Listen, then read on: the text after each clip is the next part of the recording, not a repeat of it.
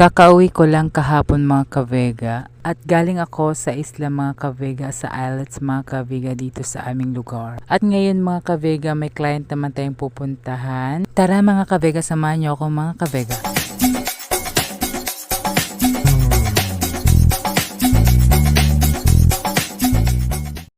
At ngayon mga kavega, nandito na ako mga kavega. Ayan mga kavega. Ito na yun mga kavega, ang kanilang bahay mga kavega. Papasok na ako mga kavega. Tara mga kavega, samahan niyo ako. Ayan mga kavega, ang buhok niya mga kavega. Hindi ko pa yan applyan ng medisina mga kavega.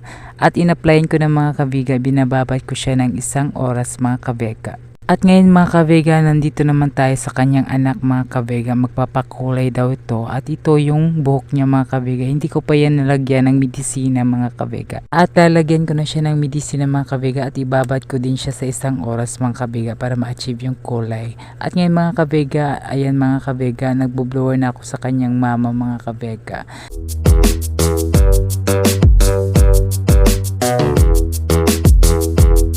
Pagkatapos ko magbo-blower sa kanyang buhok mga kavega, ang kasunod dyan mga kavega, ipaplansya ko siya mga kavega. Ayan mga kavega, yan talaga ang process ng isang ribbon mga kavega. At pagkatapos niya mga kavega, applyan ko naman siya ng number 2. At pagkatapos ibabad ko siya ng 30 minutes mga kavega. Nang naibabad ko siya ng 30 minutes mga kavega, proceed na naman ako sa kanyang anak mga kavega. Ayan, pagkatapos ko niyang binabanlawan ng kanyang buhok mga kavega, nagbo-blower na ako mga kavega.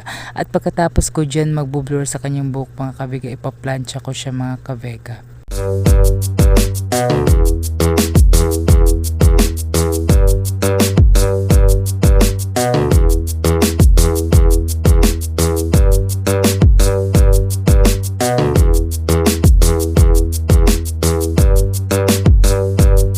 Tapos na ako magpaplansya sa kanyang buhok mga kavega, nilagyan ko ng treatment ng kanyang buhok at binabad ko ng 5 minutes mga kavega. At binabanlaw ko mga kavega after 5 minutes. At ito yung resulta ng kanyang buhok.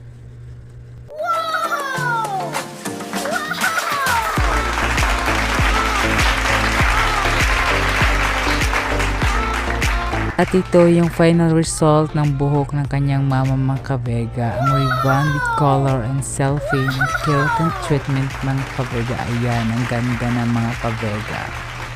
Another satisfied client naman mga kavega. Mission complete. At maraming salamat sa pagsubaybay nyo lagi sa vlog ko. Hanggang dito na lang mga kavega. Bye bye!